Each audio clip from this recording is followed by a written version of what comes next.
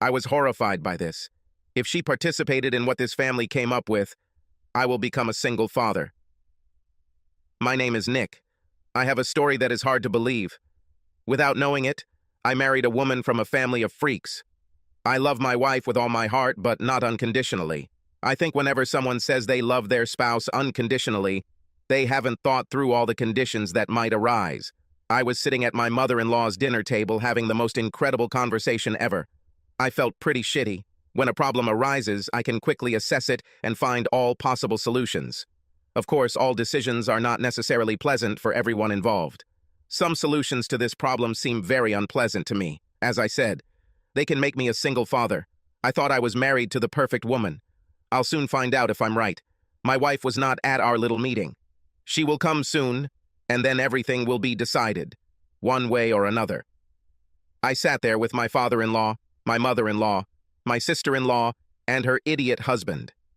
Yes, technically that makes him my brother-in-law, but I'd rather not admit it. My wife Isabel, or Izzy, and I have been married for 6 years. We were both 20 when we got married. We met at the company where we both worked. We hit it off immediately and got married a year later. We finish each other's sentences. We finish each other's thoughts. We think alike politically, socially, and morally. The latter, morality, must be tested. Isabel has an older sister, Gabriella.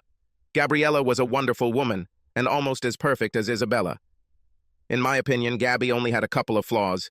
Firstly, she was madly in love with her husband, Ian, the aforementioned jerk. And secondly, she is a bit air-headed and submissive to her parents and husband. She tries to please everyone, and this often backfires. Izzy also had a younger sister, Elizabeth. Lizzie was 18 years old and stunningly beautiful. A high school senior, she planned to attend college on the West Coast next fall. Ian was a Scottish immigrant. That didn't make him a bad guy. Some of my best friends are immigrants. What made him a bad guy was his idiotic attitude. He's always the most knowledgeable person in the room. He is an expert on everything discussed, and he is the best at everything, all as a result of his Scottish heritage. Personally, I think that Ian has a huge inferiority complex. It's hard to believe he has such a bad attitude for no reason, or he's just a jerk. When we first met, he immediately began to prove how superior he was. He drank casually to prove that he was a better drinker. Gabby and Ian have been married for about 4 years. I know they've been trying to have a baby for about 2 years, but it hasn't happened yet. But I'm not going to humiliate him by the fact that my wife and I already have children. I have been blessed with 2 sons so far, and I know how devastated I would be if I knew I couldn't have children. Even though I hate this guy, my family likes him, and I don't want to upset them too much. Izzy's parents are Diego and Susan. Very nice people, but not many. Weird. I know they love me, and they love their grandchildren to death. They keep hinting that we should have more. Okay, their hints are more like, when will you two give us more grandchildren? That's pretty much all you need to know about family when it comes to our problem. In the morning, Susan called us at home and asked us to come at noon, if possible without the children. This in itself was shocking. Hey, Nick. What's the matter, honey? I'm in the office. Mom just called. She wants to know if we can arrive at noon. Fits. What's strange is that she doesn't want us to bring the children, she said, entering the office. This is weird. No problem. I'll call Jim and Linda and ask if they can watch them for a few hours. They won't mind. Okay, but I told Melissa I was going shopping with her before her sister's wedding, so I'll be a little late. You do not mind, do you? No problem at all. Okay, honey, I'm leaving. See you there. Okay, have fun, don't rush. It was 10:30, so I called Jim and agreed that I would drop the kids off at 11:30 and then leave. My kids are 5 and 4, and Jim's kids are 6 and 4. The 4 of us get along great, so we constantly trade back and forth when one of us needs it. 3 minutes to 12, I arrived at my mother-in-law's house. When I entered, the other 4 were sitting at the dining table talking quietly. Lizzie wasn't there. Hey, Nick, Diego said. Take a seat. I sat at the far end of the table, Diego on the other, Susan on my left. Next to Diego, Ian on Diego's left, opposite Susan, and Gabby next to Ian, just to my right. To my left was an empty seat where Izzy usually sat. It looks pretty ominous, I said. I hope everything is okay. Yes and no, Nick, Diego answered. No one dies, but what we need to discuss is certainly extremely important. Wow, maybe we should wait for Izzy. I could call her and ask her to come over immediately. She is shopping with her friend. Susan said, "No, Nick, it's okay. I know how Izzy feels about this. Maybe it's better to talk to you about it first. I didn't like being set up by Isabel." Wait, did Izzy know about this? Did she know that you just wanted me to be here and not her? No, Susan answered quickly. But I know my daughter and the way she thinks. So it's much more important for us to talk to you. Ian looked smug. He had a very annoying smirk on his face. He clearly knew something I didn't, and he knew I wouldn't like it. Gabby looked damn excited. She was pale and held her hands on her chest as if she were frozen. "Nick," Susan began, "we have a problem. We as a family can solve this problem. We would like to get your consent before we do so." There was silence for about 10 seconds. "Okay," I said. "What's the problem? Maybe I can help with a solution." "You, of course, can be part of the solution," Diego said. "Well, Izzy will indeed solve the problem, but you will also be an integral part of it." "Okay, how about we stop beating around the bush? What is the problem?" "Nick," Susan began, "a few days ago, Gabriella received an answer from her infertility specialist. She can't have children. She cannot have children of her own and cannot carry a child to term." Gabby sobbed softly and hugged herself tighter. "Gabby, I'm so sorry to hear that. I know how much you hoped for children, but there are other options. You guys can always adopt." Susan cut me off. "We know about these options, Nick. We already have a solution." "That's great, Mom. I'm glad to hear it. If you already have a solution, what's the problem?" "Nick," said Diego, "you know about Ian's origins. He is the last man of his kind. It is important that he can father a son with his own bloodline to continue the bloodline and family name." "Of course, Dad. I heard it. But I don't know how you think I can help." "For Gabby's sake, I tried to remain serious. I really didn't care about Ian's bloodline. I thought maybe his bloodline should die out, just in case his jerk is hereditary." "Well, Nick, we all understand how important this is to Ian and his clan in Scotland, so we know the answer to this problem. The only question is how best to achieve this." "Well," I replied, "I would say that perhaps Ian should consider having a viable egg fertilized with his sperm and then implanted into a surrogate mother. Then his child will be born to the surrogate mother. It seemed to me that it was not so difficult, as simple as shelling pears." Susan looked at me with a shocked expression. "Nick, are you suggesting that our next grandchild should be a test tube baby? You told me Ian had a problem. I just gave you the solution to the problem. Besides, it won't be a test tube. But, Nick, the child will not have our blood. My grandson wouldn't really be my grandson," she said. I looked at her, and a surprised expression appeared on my face. "So you want to say that if they go down the path of adoption, you will not accept the child into the family?" She realized how terrible that sounded and tried to back away. "Well, no, that's not what I meant. But we believe it is important that the child has the blood of not only Ian, but also our family." "Unfortunately, Mom, I don't understand how this is possible. Unless, of course, he divorces Gabby and marries Lizzie." "No, Nick, there is a way. It's Izzy who can solve the problem." "Well," I replied, "I'll have to talk to Izzy, but I think she could donate the egg for fertilization and then place it in a surrogate." "No, Nick, it's too clinical and impersonal. A child must be created with love." "Well, there are no other options," I said. Only Susan spoke. Everyone else stared at the table. "Nick, Isabel can give them the child they need. She's in the family, so our blood will be in the child. She will do this for her sister and her husband." "Susan," I answered, without using the word mother, "just to be clear, are you suggesting that Izzy and Ian have a baby together?" "Nick, this makes sense. Child." At that moment, I started laughing out loud. I laughed so hard, they all stared at me. My wife will never give birth to a child from Ian. Susan was still the only one speaking, which led me to believe it was her idea. "Nick, this isn't funny. Ian must continue his family tree and family name, and we want the child to have our blood. Since Gabby cannot have children of her own, she will still raise a child of her own blood. We discussed all this, and this is the only way out. Everyone wins." "Susan, you didn't answer my question about who pays the bill." Not funny. This was getting serious. I already knew I wouldn't let my wife do this, but I wanted to hear their plan. "Well, you have good insurance that will pay for everything. Then I should be listed as the father." "Well, yes. Then, when the baby is born, You and Isabel will give it up for adoption to Ian and Gabby. Sorry, but my wife is not going to undergo artificial insemination. She won't have to, Nick. The child will be conceived through love, as every child should be. Now I was starting to get angry. The gloves were off, and I was much less worried about hurting feelings. Wait, you think I'm going to let this asshole fuck my wife? Nick! No need to be so vulgar. Stop, Susan! Don't get on some fucking high horse! You're talking about pimping my wife. How about pimping Lizzie instead? It won't work. There will be too many questions about the pregnancy and it will interfere with college. Well, I'm glad to see that you've thought about it at least a little. What should I do while he fucks my wife? Do I sit at home? Prepare her bath and rub her belly in the evening? Is there some Scottish ritual I should do after he fucks her to make sure she gets pregnant? Will I be able to have sex with Gabby while he does it with Izzy? When Izzy gets to the point where sex isn't possible, will I be able to continue having sex with Gabby? Or maybe you, Susan? What about you? Are you in on the deal? Am I getting a cue for you? What do you think, Diego? You're awfully quiet here. Listen, Nick, I don't like this any more than you. I beg to differ, Diego. No more mom and dad for me. I'm pretty sure no one here loves it less than me. I notice that none of you are answering any of my questions. Gabby spoke for the first time. She spoke very quietly, and tears slowly flowed down her face. Nick, this wasn't my idea, but I will do anything to give Ian the son he needs.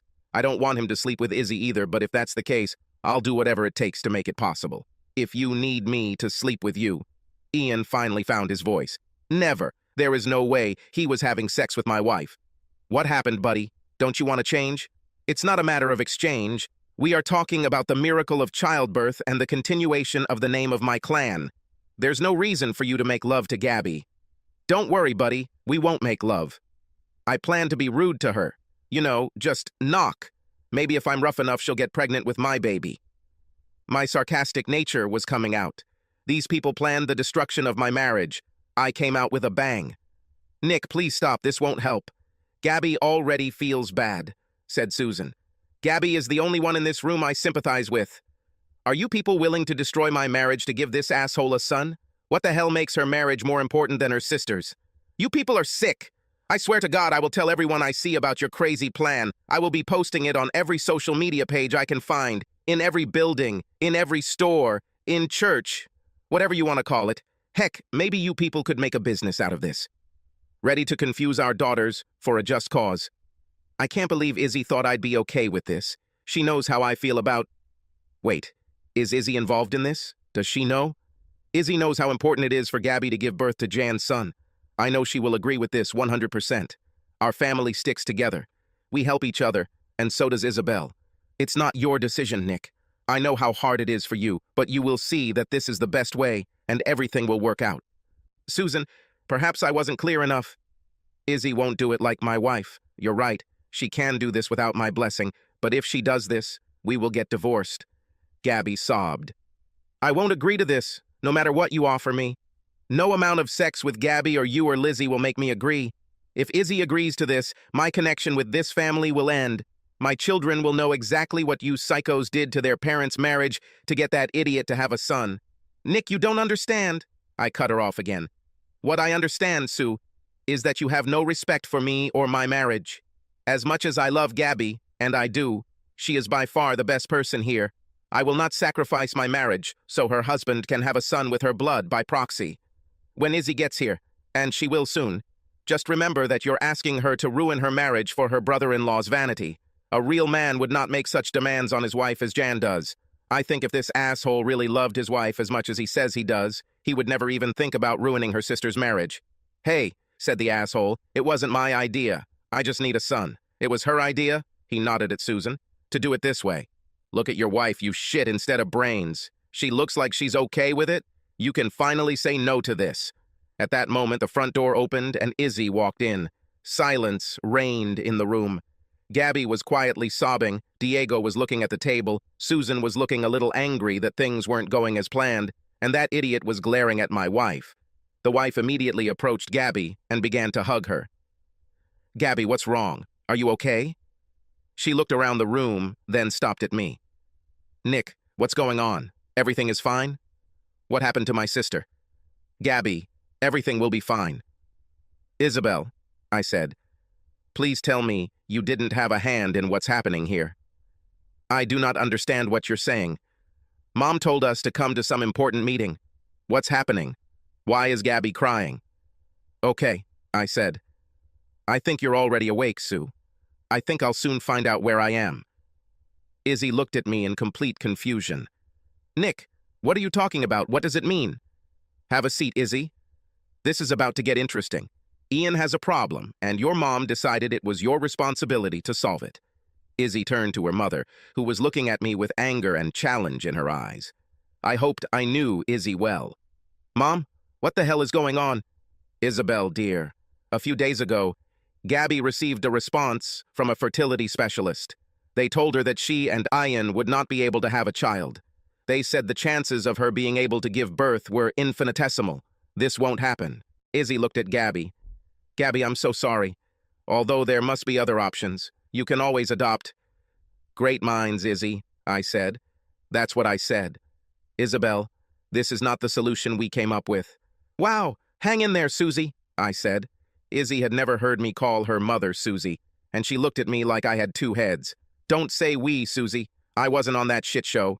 Isabel, you know what a dilemma Ian faces. He becomes the last man in his Scottish clan.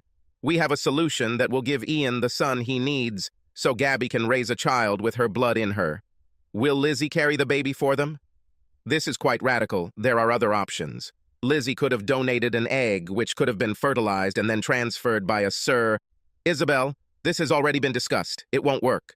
The best option is you. Mom, I think Nick and I could talk about this.